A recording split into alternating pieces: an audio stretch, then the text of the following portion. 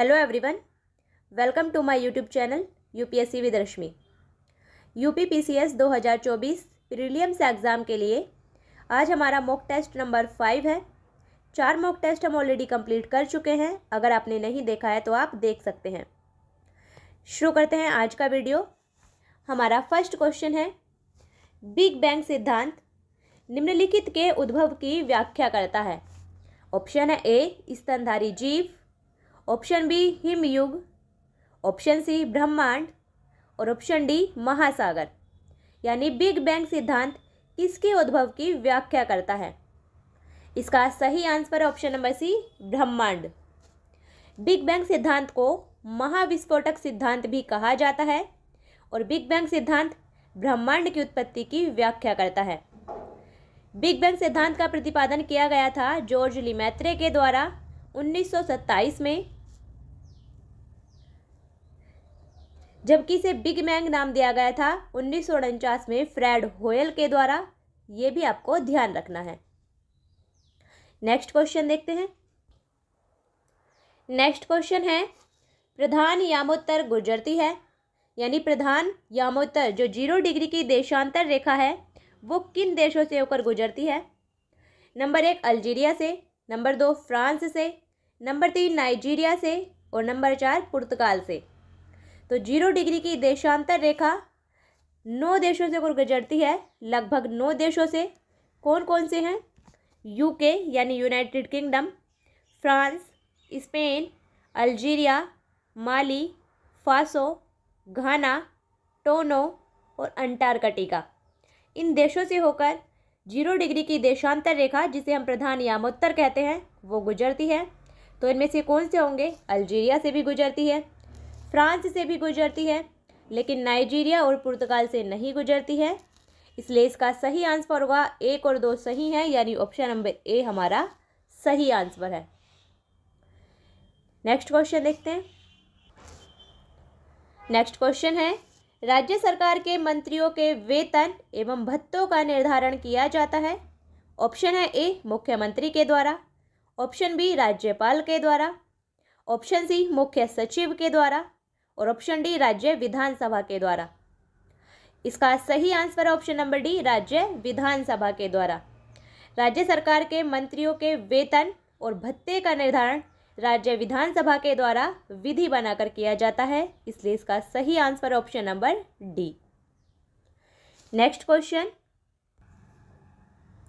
Next question है, निम्नलिखित स्थानों में से कहां पर भागीरथी एवं अलकनंदा नदियां मिलती हैं?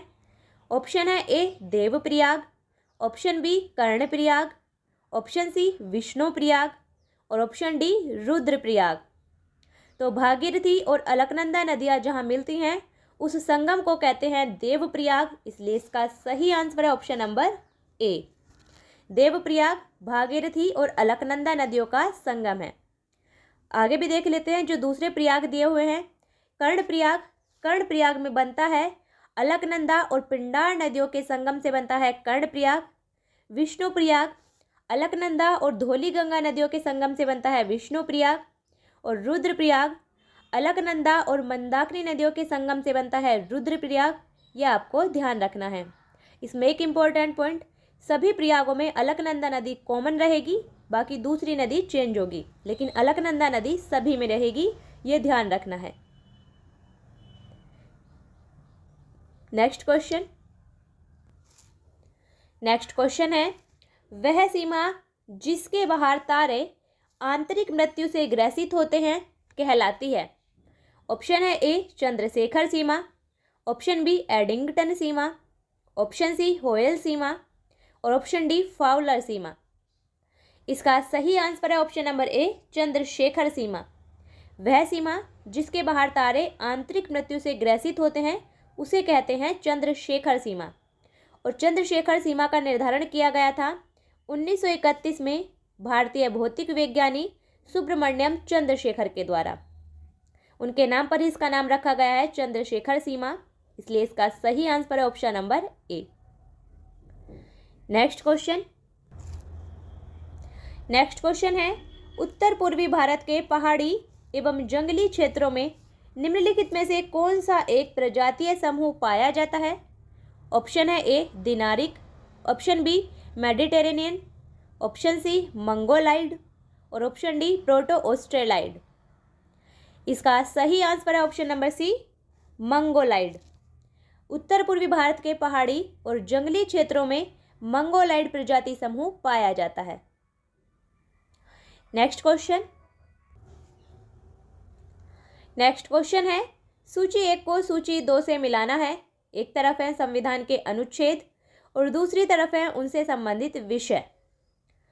सबसे पहला है ए अनुच्छेद 124।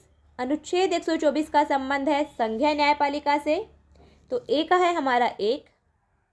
बी है अनुच्छेद 5। अनुच्छेद 5 का संबंध है नागरिकता से, बी का है हमारा 2। सी है अनुच्छेद 352। अनुच्छेद 352 का संबंध है आकस्मिक प्रावधान से, सी का है हमारा 3। और डी है अनुच्छेद 245। अनुच्छेद 245 का संबंध है विधायी शक्तियों के वितरण से, इसलिए डी का है 4। तो हमारा सही आंसर होगा 1, 2, 3, 4 यानी ऑप्शन नंबर ए हमारा सही आंसर है। आर्टिकल 124 में संघीय न्यायपालिका का वर्णन है, आर्टिकल 5 में नागरिकता के से संबंधित प्रावधान है, आर्टिकल 352 में आकस्मिक प्रावधान है और आर्टिकल 245 में विधायी शक्तियों के वितरण का वर्णन किया गया है। नेक्स्ट क्वेश्चन है कथन और कारण दिया गया है। हमें कूट की सहायता से बताना है कि इनमें से कौन सा ऑप्शन सही है। कथन है हमारा कृष्ण छिद्र यानी ब्लैक होल एक ऐसा खगोलीय अस्तित्व है जिसे दूरबीन से नहीं देखा जा सकता। तो कथन हमारा बिल्कुल सही है। कृष्ण छिद्र जिसे हम कहते हैं ब्लैक होल, वो एक ऐसा खगोलीय अस्तित्व है, अंतरिक्ष में एक ऐसी जगह है जिसे हम दूरबीन से भी नहीं देख सकते। कारण दिया गया है कृष्ण छिद्र पर गुरुत्वीय क्षेत्र इतना प्रबल होता है कि यह प्रकाश को भी बच निकलने नहीं देता। तो कारण भी हमारा बिल्कुल सही है, क्योंकि हम ब्लैक होल को क्यों नहीं देख सकते, क्योंकि ब्लैक होल के उच्च घनत्व के कारण उसका गुरुत्वीय क्षेत्र इतना प्रबल होता है कि वो प्रकाश किरणों को भी बच के निकलने नहीं देता। इसलिए इसका सही आंसर होगा कथन और कारण दोनों सही हैं और आर ए की सही व्याख्या भी करता है, यानी ऑप्शन नंबर ए हमारा सही आंसर है। नेक्स्ट क्वेश्चन है कौन सा देशांतर प्रधान यामोत्तर के साथ मिलकर ग्लोब पर वृहत वृत्त का निर्माण करता है। ऑप्शन है A 0 degree, option B 90 degree, option C 90 degree पश्चिम, ऑप्शन डी 180 डिग्री। तो प्रधान यामोत्तर मतलब 0 डिग्री की जो देशांतर रेखा है उसके साथ मिलकर कौन सा देशांतर ग्लोब पर एक वृहत वृत्त का निर्माण करता है। तो इसका सही आंसर है ऑप्शन नंबर डी 180 डिग्री। जब 0 डिग्री देशांतर रेखा के साथ 180 डिग्री देशांतर रेखा को मिलाया जाता है तो वो ग्लोब पर पूरे एक वृत्त का निर्माण करती है। नेक्स्ट क्वेश्चन है सूची 1 को सूची 2 से मिलाना है। एक तरफ है संविधान की अनुसूचियां और दूसरी तरफ है उनसे संबंधित प्रावधान। सबसे पहला है 7वीं अनुसूची। 7वीं अनुसूची का संबंध है विधायी शक्तियों के वितरण से, इसलिए ए का है हमारा 3। बी है 8वीं अनुसूची। 8वीं अनुसूची का संबंध है भाषाओं से, तो बी का है हमारा 1। सी है 9वीं अनुसूची। 9वीं अनुसूची का संबंध है कुछ अधिनियमों का विधि मान्यकरण, सी का है हमारा 4। और डी है 10वीं अनुसूची। 10वीं अनुसूची का संबंध है दल परिवर्तन के आधार पर निर्भरता, तो डी का है हमारा 2। हमारा सही आंसर है 3, 1, 4, 2 यानी ऑप्शन नंबर सी हमारा सही आंसर है। 7वीं अनुसूची का संबंध है विधायी शक्तियों के वितरण से, 8वीं अनुसूची का संबंध भाषाओं से, 9वीं अनुसूची का संबंध कुछ अधिनियमों के विधि मान्यकरण से और 10वीं अनुसूची का संबंध दल परिवर्तन के आधार पर निर्योग्यता से। नेक्स्ट क्वेश्चन है ब्रह्मपुत्र नदी का बहाव क्षेत्र है, यानी ब्रह्मपुत्र नदी किन देशों से होकर बहती है। ऑप्शन है ए तिब्बत, बांग्लादेश, भारत, ऑप्शन बी भारत, चीन, बांग्लादेश, तिब्बत, ऑप्शन सी भारत, पाकिस्तान, बांग्लादेश, सिक्किम और ऑप्शन डी बांग्लादेश, पश्चिम बंगाल, भूटान, नेपाल। इसका सही आंसर है ऑप्शन नंबर ए, तिब्बत, बांग्लादेश और भारत, इन 3 देशों से होकर ब्रह्मपुत्र नदी बहती है, यानी इन 3 देशों में ब्रह्मपुत्र नदी का बहाव क्षेत्र है। नेक्स्ट क्वेश्चन देखते हैं। नेक्स्ट क्वेश्चन है, कथन और कारण दिया हुआ है, हमें कूट की सहायता से बताना है कि इनमें से कौन सा ऑप्शन सही है। कथन है हमारा, तिथि निर्धारक रेखा पर ग्रीनविच से 12 घंटे का अंतर है, तो ये बिल्कुल सही कथन है। तिथि निर्धारक रेखा है हमारी 180 डिग्री की जो देशांतर रेखा है उसे अंतर्राष्ट्रीय तिथि रेखा कहा जाता है। तो 180 डिग्री की जो देशांतर रेखा है यानी अंतर्राष्ट्रीय तिथि रेखा, उस पर ग्रीनविच रेखा से 12 घंटे का अंतर होता है समय में, तो बिल्कुल सही आंसर है, मतलब सही कथन है। कारण दिया हुआ है, तिथि निर्धारक रेखा 180 डिग्री देशांतर पर स्थित है, तो कारण भी बिल्कुल सही है, क्योंकि तिथि निर्धारक रेखा पर ग्रीनविच से 12 घंटे का अंतर इसलिए होता है क्योंकि तिथि निर्धारक रेखा का निर्धारण 180 डिग्री देशांतर पर है। इसलिए इसका सही आंसर होगा, कथन और कारण दोनों सही हैं और आर्य की सही व्याख्या भी करता है, यानी ऑप्शन नंबर ए हमारा सही आंसर है। नेक्स्ट क्वेश्चन है, भारत के किसी राज्य में विधान परिषद का सृजन अथवा उसकी समाप्ति की जा सकती है। ऑप्शन है ए, किसी राज्य के राज्यपाल की संस्तुति पर राष्ट्रपति के द्वारा, ऑप्शन बी संसद के द्वारा, ऑप्शन सी राज्य विधानसभा के तत्संबंधी संकल्प पारित करने पर संसद के द्वारा, और ऑप्शन डी मंत्री परिषद की संस्तुति पर राज्य के राज्यपाल द्वारा। इसका सही आंसर है ऑप्शन नंबर सी। भारत के किसी राज्य में विधान परिषद का सृजन और उसकी समाप्ति का जो प्रावधान किया गया है वो किया गया है आर्टिकल 169 के तहत, और उसमें कहा गया है कि उस राज्य का विधानसभा अपने उपस्थित और मत देने वाले सदस्यों के कम से कम 2/3 बहुमत के संकल्प के द्वारा यदि प्रस्ताव पारित कर देता है तो संसद उस राज्य के लिए विधान परिषद का सृजन या उसकी समाप्ति कर सकती है। तो इसका सही आंसर होगा ऑप्शन नंबर सी, राज्य विधानसभा के तत्संबंधी संकल्प पारित करने पर संसद के द्वारा भारत के किसी राज्य में विधान परिषद का सृजन अथवा उसकी समाप्ति की जा सकती है। नेक्स्ट क्वेश्चन है, आकाशगंगा यानी मिल्की वे, हमारी आकाशगंगा का नाम है मिल्की वे, आकाशगंगा वर्गीकृत की गई है। ऑप्शन है ए, सर्पिलाकार गैलेक्सी के रूप में, ऑप्शन बी विद्युत गैलेक्सी के रूप में, ऑप्शन सी अनियमित गैलेक्सी के रूप में, और ऑप्शन डी गोलाकार गैलेक्सी के रूप में। तो सामान्यतः आकाशगंगाओं को 3 भागों में बांटा जाता है, यानी 3 तरह से वर्गीकृत किया जाता है, एक अंडाकार, एक सर्पिलाकार और एक अनियमित आकार। तो इसका सही आंसर होगा ऑप्शन नंबर ए, सर्पिलाकार। जो हमारी आकाशगंगा है मिल्की वे, उसे वर्गीकृत किया गया है सर्पिलाकार गैलेक्सी के रूप में, यानी स्पाइरल गैलेक्सी के रूप में। तो इसका सही आंसर है ऑप्शन नंबर ए। नेक्स्ट क्वेश्चन है, निम्नलिखित महाद्वीपों में से किस में देशों की संख्या अधिकतम है। ऑप्शन है A Africa, option B Europe, option C Asia और ऑप्शन डी दक्षिणी अमेरिका। इसका सही आंसर है ऑप्शन नंबर ए अफ्रीका। इन सभी महाद्वीपों में यानी सबसे ज़्यादा देशों की संख्या है अफ्रीका महाद्वीप में। अफ्रीका महाद्वीप में कुल 54 देश हैं, ये भी आपको ध्यान रखना है। नेक्स्ट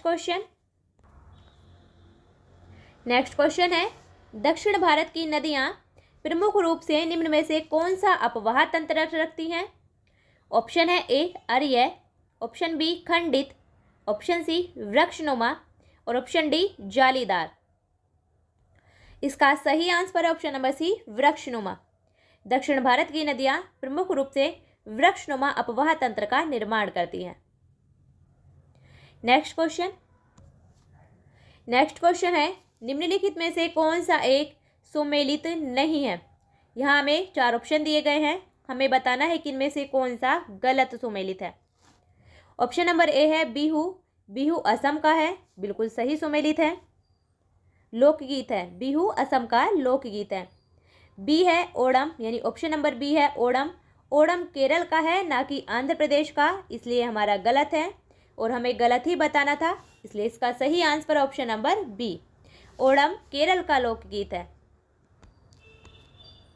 और सी है, ऑप्शन नंबर सी है पोंगल। पोंगल तमिलनाडु का है, तो बिल्कुल सही सुमेलित है। और ऑप्शन नंबर डी है बैसाखी। बैसाखी पंजाब का है, तो ये भी बिल्कुल सही सुमेलित है। नेक्स्ट क्वेश्चन है हमारा, सुमेलित कीजिए। यानी एक तरफ है हमारे शहर और दूसरी तरफ है नदियाँ। हमें बताना है कि कौन सा शहर किस नदी के किनारे पर है। ए है हमारा कटक, तो कटक ओडिशा में है और महानदी के किनारे पर है, तो ए का है हमारा 3। बी है हमारा लुधियाना। लुधियाना पंजाब में है और सतलज नदी के किनारे है, तो बी का है हमारा 4। सी है हमारा नासिक। नासिक महाराष्ट्र में है, गोदावरी नदी के तट पर है, तो सी का है हमारा 1। और डी है उज्जैन। उज्जैन मध्य प्रदेश में है, क्षिप्रा नदी के तट पर है, तो डी का है हमारा 2। हमारा सही आंसर होगा 3, 4, 1, 2, यानी ऑप्शन नंबर ए हमारा सही आंसर है। कटक महानदी के किनारे है, लुधियाना सतलज नदी के तट पर है, नासिक गोदावरी नदी के किनारे है और उज्जैन क्षिप्रा नदी के किनारे है। नेक्स्ट क्वेश्चन है, नीचे दिए गए कूट से अधोलिखित महाद्वीपों को क्षेत्रफल के अनुसार सही अवरोही क्रम में चुनिए। हमें महाद्वीपों को उनके घटते हुए क्रम में लगाना है क्षेत्रफल के अनुसार। तो वैसे तो सबसे बड़ा महाद्वीप है क्षेत्रफल के अनुसार एशिया महाद्वीप, लेकिन इनमें नहीं दिया हुआ है। एशिया महाद्वीप के बाद आता है अफ्रीका महाद्वीप, तो इनमें सबसे पहले आएगा अफ्रीका महाद्वीप। उसके बाद आता है उत्तर अमेरिका, तो उत्तर अमेरिका भी नहीं दिया हुआ है। फिर उसके बाद आता है नंबर 4 पर दक्षिण अमेरिका, तो इसमें दक्षिण अमेरिका है, तो 3 के बाद आएगा हमारा 4। उसके बाद आता है अंटार्कटिका। अंटार्कटिका भी नहीं दिया हुआ है। उसके बाद आता है यूरोप, तो उसके बाद आएगा हमारा 1 और फिर ऑस्ट्रेलिया। यानी इनमें जो महाद्वीप यहाँ दिए हुए हैं उन्हें क्षेत्रफल के अनुसार उसका क्रम होगा। इनमें सबसे बड़ा महाद्वीप होगा क्षेत्रफल के आकार पर अफ्रीका, उसके बाद दक्षिण अमेरिका, फिर यूरोप और फिर ऑस्ट्रेलिया। यानी हमारा सही आंसर होगा 3, 4, 1, 2, यानी ऑप्शन नंबर डी हमारा सही आंसर है। नेक्स्ट क्वेश्चन है, बांग्लादेश में प्रवेश करने के बाद गंगा नदी को निम्नलिखित में से किस नाम से जाना जाता है। ऑप्शन है A Lohit, option B Padma, option C Kali Ganga, option D Nabaganga. इसका सही आंसर है option number B Padma. Bangladesh में प्रवेश करने के बाद गंगा नदी पद्मा के नाम से जानी जाती है। नेक्स्ट क्वेश्चन है, टेलीग्राफिक पठार हिस्सा है। ऑप्शन है ए उत्तरी अटलांटिक कटक का, ऑप्शन बी दक्षिण अटलांटिक कटक का, ऑप्शन सी हिंद महासागर कटक का और ऑप्शन डी इनमें से कोई नहीं। इसका सही आंसर है ऑप्शन नंबर ए उत्तर अटलांटिक कटक का। जो टेलीग्राफिक पठार है वो उत्तरी अटलांटिक महासागर में यानी उत्तरी अटलांटिक कटक का हिस्सा है। नेक्स्ट क्वेश्चन है हमारा, सूची 1 को सूची 2 से मिलाना है। एक तरफ है जनजाति और दूसरी तरफ है उनके निवास स्थान। हमें बताना है कि कौन सी जनजाति का निवास स्थान कौन से राज्य में है। सबसे पहला है भील जनजाति। भील जनजाति पाई जाती है राजस्थान में, तो ए का है हमारा 4। बी है हमारा संथाल जनजाति। संथाल जनजाति निवास करती है झारखंड में, तो बी का है हमारा 3। सी है हमारा राजी जनजाति। राजी जनजाति पाई जाती है उत्तराखंड में, तो सी का है हमारा 2। और डी है लेपचा जनजाति। लेपचा जनजाति पाई जाती है सिक्किम में, तो डी का है हमारा 1। हमारा सही आंसर है 4, 3, 2, 1, यानी ऑप्शन नंबर बी हमारा सही आंसर है। भील जनजाति राजस्थान में निवास करती है, संथाल जनजाति झारखंड में निवास करती है, राजी जनजाति उत्तराखंड में निवास करती है और लेपचा जनजाति सिक्किम में निवास करती है। नेक्स्ट क्वेश्चन है, फिर से सूची 1 को सूची 2 से मिलाना है। एक तरफ है जनजातियां और दूसरी तरफ है उनकी स्थिति। सबसे पहला है जारवा जनजाति। जारवा जनजाति पाई जाती है अंडमान निकोबार द्वीप समूह में, तो ए का है हमारा 4। बी है हमारा कुकी जनजाति। कुकी जनजाति निवास करती है मणिपुर में, तो बी का है हमारा 3। अगर आप कूट को देखेंगे तो ए का हमारा 4 और ए का 4 एक ही ऑप्शन में है, इसलिए इसका सही आंसर हो जाएगा ऑप्शन नंबर बी। आप ऐसे भी मिला सकते हैं अगर सिर्फ एक ही ऑप्शन दिया हुआ हो। आगे देख लेते हैं। वैसे जारवा जनजाति अंडमान निकोबार द्वीप समूह में, कुकी जनजाति मणिपुर में यानी बी का 3, और सी है हमारा थारू जनजाति। थारू जनजाति उत्तर प्रदेश में, तो सी का 1, और गोंड जनजाति ऑप्शन नंबर डी में है। गोंड जनजाति पाई जाती है मध्य प्रदेश में, तो डी का है हमारा 2। हमारा सही आंसर है 4, 3, 1, 2 यानी ऑप्शन नंबर बी हमारा सही आंसर है। नेक्स्ट क्वेश्चन है निम्नांकित में से कौन अंतरिक्ष में नहीं पाया जाता है। ऑप्शन है A pulsar, option B brittle star, option C black hole और ऑप्शन डी क्वासर। इसका सही आंसर है option number B brittle star. Brittle star अंतरिक्ष में नहीं पाया जाता है, ये एक समुद्री जीव है, ये समुद्र में पाया जाता है। जबकि पल्सर, ब्लैक होल और क्वासर ये तीनों ही अंतरिक्ष में पाए जाते हैं। नेक्स्ट क्वेश्चन है उच्च न्यायालय के न्यायाधीशों के वेतन और भत्ते दिए जाते हैं। ऑप्शन है ए भारत की समेकित निधि से, ऑप्शन बी राज्य की समेकित निधि से, ऑप्शन सी भारत की आकस्मिकता निधि से और ऑप्शन डी राज्य की आकस्मिकता निधि से। इसका सही आंसर है ऑप्शन नंबर बी राज्य की समेकित निधि से यानी संचित निधि से। उच्च न्यायालय के न्यायाधीशों के वेतन और भत्ते राज्य की समेकित निधि यानी राज्य की संचित निधि से दिए जाते हैं, जबकि उच्च न्यायालय के न्यायाधीशों की पेंशन भारत की संचित निधि से दी जाती है। ये भी आपको ध्यान रखना है। वेतन और भत्ते उस राज्य की समेकित निधि से दिए जाते हैं, लेकिन उनकी पेंशन भारत की समेकित निधि से दी जाती है। नेक्स्ट क्वेश्चन है हमारा कथन और कारण दिया हुआ है। हमें कूट की सहायता से बताना है कि इनमें से कौन सा ऑप्शन सही है। कथन है हमारा प्रायद्वीपीय भारत की सभी प्रमुख नदियां बंगाल की खाड़ी में गिरती हैं, परंतु नर्मदा तथा तापी नदियां अरब सागर में गिरती हैं। तो कथन हमारा बिल्कुल सही है। प्रायद्वीपीय भारत की जो सभी प्रमुख नदियां हैं, ज़्यादातर जैसे महानदी, गोदावरी, कृष्णा, कावेरी, ये सभी प्रमुख नदियां बंगाल की खाड़ी में गिरती हैं, किंतु नर्मदा और तापी ये नदियां अरब सागर में गिरती हैं। तो कथन हमारा बिल्कुल सही है। कारण है नर्मदा और तापी नदियां विभ्रंश घाटी से होकर बहती हैं, तो कारण भी हमारा बिल्कुल सही है और कारण कथन की व्याख्या भी कर रहा है, इसलिए इसका सही आंसर होगा ऑप्शन नंबर ए और आर दोनों सही हैं और आर ए की सही व्याख्या है। प्रायद्वीपीय भारत की सभी प्रमुख नदियां बंगाल की खाड़ी में गिरती हैं, परंतु नर्मदा और तापी नदियां अरब सागर में गिरती हैं। क्यों? क्योंकि नर्मदा और तापी नदियां विभ्रंश घाटी से होकर बहती हैं, इसलिए इसका सही आंसर होगा ऑप्शन नंबर ए। नेक्स्ट क्वेश्चन है निम्नांकित में से कौन अंतरिक्ष शब्दावली से संबंधित नहीं है, यानी इनमें से कौन सी शब्दावली अंतरिक्ष से संबंधित नहीं है। ऑप्शन है ए टेलीमीटरिंग, ऑप्शन बी भारहीनता, ऑप्शन सी सिसलूनर और ऑप्शन डी बाइट। इसका सही आंसर होगा option number D byte. Byte जो शब्द है वो कंप्यूटर शब्दावली से जुड़ा हुआ है, ना कि अंतरिक्ष शब्दावली से, इसलिए इसका सही आंसर है ऑप्शन नंबर डी। जबकि टेलीमेटरिंग, भारहीनता और सिसलूनर ये तीनों ही शब्दावली अंतरिक्ष से संबंधित है। नेक्स्ट क्वेश्चन है कथन और कारण दिया हुआ है। हमें कूट की सहायता से बताना है कि इनमें से कौन सा ऑप्शन सही है। कथन है हमारा गंगा बहुत ही प्रदूषित नदी है, तो कथन हमारा सही है। गंगा बहुत ही प्रदूषित नदी हो चुकी है। कारण है जो नदी जितनी पवित्र होती है वह उतनी ही अधिक प्रदूषित होती है, तो कारण हमारा गलत है। ऐसा कुछ भी नहीं है कि जो नदी जितनी पवित्र होती है वो उतनी ही प्रदूषित होती है, क्योंकि गंगा नदी के प्रदूषण का कारण है उसमें औद्योगिक अपशिष्टों के कचरे का मिलाया जाना, यानी उसमें औद्योगिक अपशिष्टों का छोड़ा जाना, ये गंगा नदी के प्रदूषण का कारण है। तो इसका सही आंसर होगा कथन सही है लेकिन कारण गलत है, यानी ऑप्शन नंबर सी हमारा सही आंसर है। नेक्स्ट क्वेश्चन है एक निश्चित आकृति में व्यवस्थित तारों का समूह कहलाता है। ऑप्शन है ए आकाशगंगा, ऑप्शन बी नक्षत्र, ऑप्शन सी एंड्रोमेडा और ऑप्शन डी सौरमंडल। इसका सही आंसर ऑप्शन नंबर बी नक्षत्र। एक निश्चित आकृति में व्यवस्थित तारों के समूह को कहा जाता है नक्षत्र मंडल या तारामंडल, इसलिए इसका सही आंसर ऑप्शन नंबर बी।